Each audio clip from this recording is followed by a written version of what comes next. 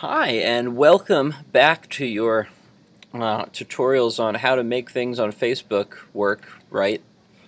So here's what we have so far. You'll notice it looks a little bit different than where we left off. That's because I actually post things to my Facebook account and it's pulling the new things from there, which is ideal since that's the whole point. But again, we did some basic infinite scroll styling last time, and that was pretty much it.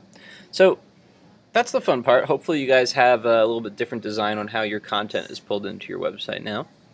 And now I want to show you how to add things to your user's Facebook timeline. Now, keep in mind a couple of things. First of all, it's very rare that users will actually allow a program to post on their Facebook timeline. You guys have to remember that this is just an analogy for how you would hook up to a real database. So if you do have a real database on your own, the part about Facebook here is not as important for you, just the way we collect the data. But if you don't have a database on your own, again, this is pretty much the same way you would do it, whether or not you're connecting to Facebook. It's just with Facebook, we're sending the data to their database and then asking for it from their database. The thing that would change is that you send it to your own database and ask for it from your own database using a combination of PHP and SQL, which again we didn't learn this year. But anyway, let's get started. So the actual code for adding a quick post to a Facebook timeline is pretty simple. It's actually right here. So what we want to do is we want to add a function in our JavaScript. Let's just call it a create post. I don't know. I always spell function as functino. I don't know why. Anyway. So here's the API call to put a post on the user's timeline. So me/feed post is the type of thing. And then the object that you send with the post is going to have a bunch of parameters. In fact, it might be better to return these. So you can send message, you can send pictures, you can actually send quite a few objects with this, and there is documentation for that. I just forgot where it was, but it's on the Facebook website somewhere. You can find it. This is just going to create a very simple hello world message if we send it. But what we would rather do is we would rather have the user send their own message. So what we're going to need to make is a form to collect that data. Lucky for us, we can do that pretty easily. And Bootstrap happens to be pretty handy for creating forms and modals and collecting data. So that's what we're going to do. So let's hop over to our index here.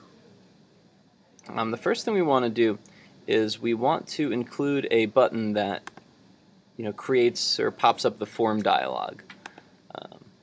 I have a lot of my inputs on websites that I make in modals, and we're going to do that here too. But again, that's not entirely best practice. It's just kind of the way that I tend to do it. So we need to first make a button type equals button, and on click we want that button to do a new function called load input, or I would say show input dialog. Whenever you do on clicks, it's kind of like a good idea to just make them run inside functions because sometimes they don't work. I don't know why. Please don't ask. I can't answer. Okay. And we can just say that it's going to have the text of add. Okay, so it's going to run show input dialog when we click it. We also need to make a function called show input dialog. I did it again.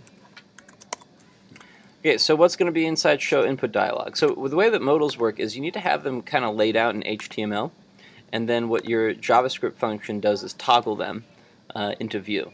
It's actually kind of sweet the way it works. So we're going to need to create our modal in HTML, and we're going to head over to Bootstraps and just get their quick demo. Bootstrap modal example. If I can click on the link, that would be fantabulous. Modal.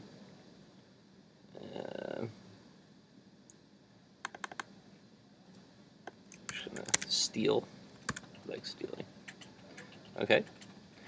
So this code will create a modal similar to this, which is great. There's a title, there's a body in the message, and then there's some buttons. So we have to edit those a little bit. So instead of calling it modal title, we should probably call it add content. The modal body in here is definitely not going to be this, because we're going to need to create a form to collect data. And then the close is good. Data dismiss modal means that it's going to dismiss the modal when you hit close. But I think that we probably want to change what this button does a little bit, and that's where we're going to have it create post. So we're going to do on click, same thing as last time, create post. Alright, so now this button will run this function when it's done. Okay, so if we wanted to, we could actually run this and see if it would post hello world to your Facebook timeline. But in the interest of not clogging your Facebook account up with random posts from your computer science class and having your friends be like, dude, what the hell? We're not going to do that. You can just trust me that it works. We do need to add one little piece also to the login function, because now that we're asking the user to post on their account, we need to ask permission. So up in the where's our login function? Oh, right over here. With our login button, we need to add an item to scope. We need to add publish actions. That allows us to publish on the user's timeline. Okay, so now when you log in, it should ask you for permission to do that too. Okay, that's fantastic. Alright, so cool. We also need to add our form to our modal here. So I'm going to go ahead and rip a form off the app that I'm making, because that would be fun.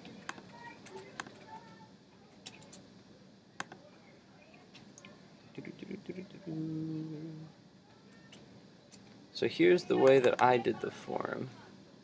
We're actually just going to steal it.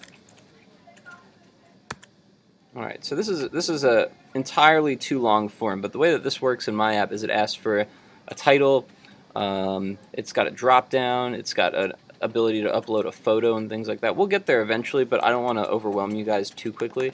So we're going to get rid of everything but the title and the text. So you should be left with this. And we'll walk through what each piece means. Alright, so the form tag creates a new form. We give it an ID so we can reference it later. Encoding type is more for when you're interacting with your own database. You actually don't need that for this, but I'm going to leave it. On submit, this is a little bit different. So this runs a function when you hit the submit button of the form. We're not actually going to do that.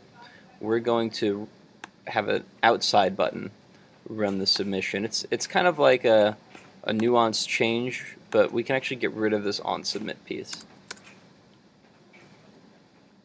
And then every time in Bootstrap, when you make forms, you wrap every form element in this thing called a form group, and that gives it some padding and nice little spacing. You can have labels for form title is the ID of the input element, so it knows to associate this with this. So we have a label of title. Then we have an input, type text, which means it's a text box. It's got a name to reference it once the form is submitted. The class is for Bootstrap form control, it just gives it some basic styling. The ID is for referencing it later. And placeholder is cool because it puts some text in the box before the user types in it.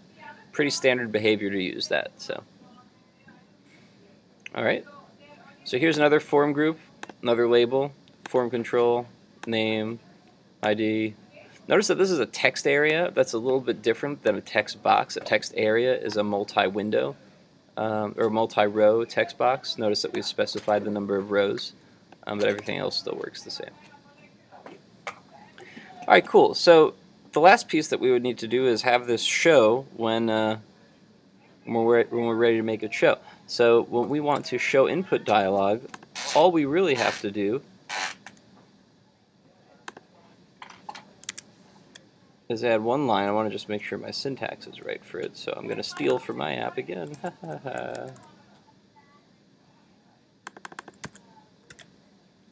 All you have to do, since Bootstrap is very, very friendly, is send the .modal toggle message to it. I've used jQuery here just because it's easy, but you could easily do document.getElementById instead of $. This. It's equivalent. But all you have to do to show the input dialog is toggle the modal on and make sure this ID matches up with the one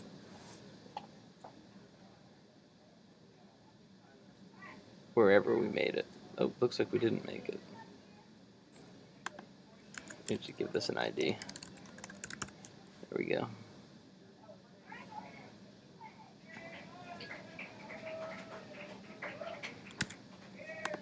Alright, so we have the add modal toggling here. Yay! Okay, so that's good. The last piece, though, is that we're still not sending the message we want to send into here. So let's make sure that we collect the data from the form. Collecting data from a form is pretty easy. You just do document.getElementById. And then the form's ID was add form.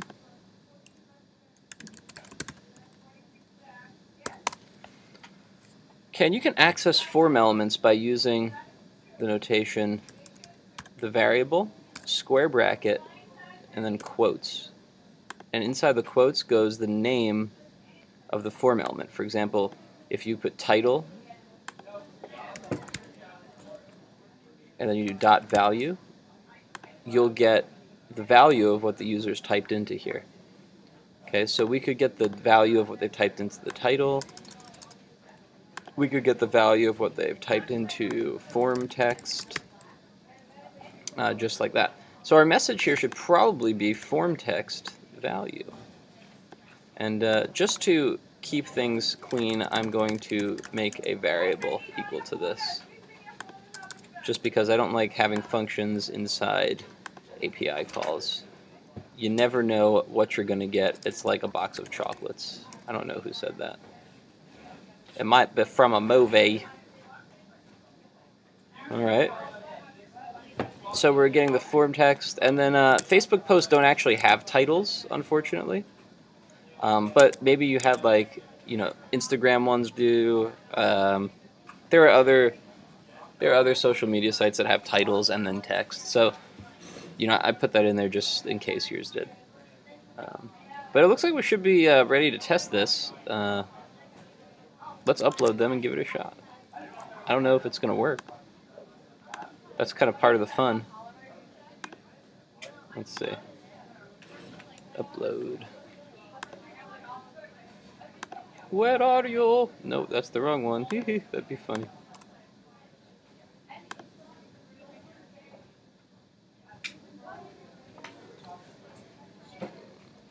Oh, did I delete it? Right? There's probably going to be 2 indexes. Yeah. Okay, I gotta get rid of this one. Don't forget to delete your files first. That's a nightmare. Sorry.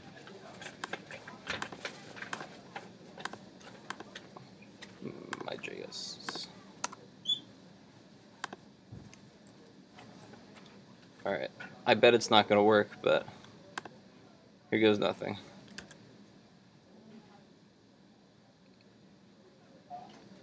It doesn't seem to be asking me to log in. Hold on. We are back. Just had to fix 2 things. Here's the first one. In your code, when we have our on-click functions on our buttons here, you don't actually need the hard function call is what it is. You can get rid of it. You can just refer it directly to a JavaScript function. So that's good. You can save that. And then also in your Facebook, we're going to need to tell Facebook that it needs to ask you for permission to log in again.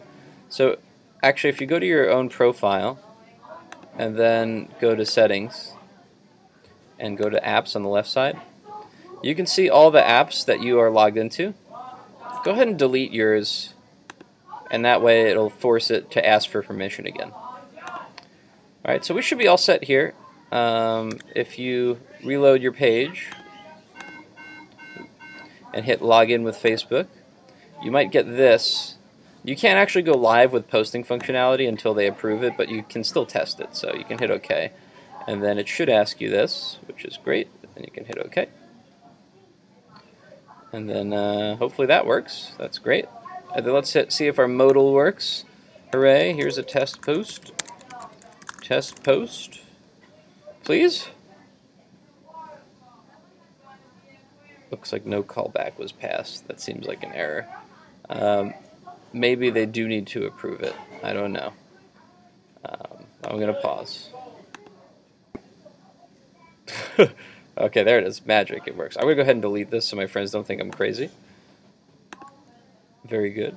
But that's it. So today we covered how to post content to Facebook. Next time what we'll do is we'll go over how to do a little bit more advanced stuff with content posting. Maybe you want to post a picture, things like that. But this is good for now. Until then, see you later.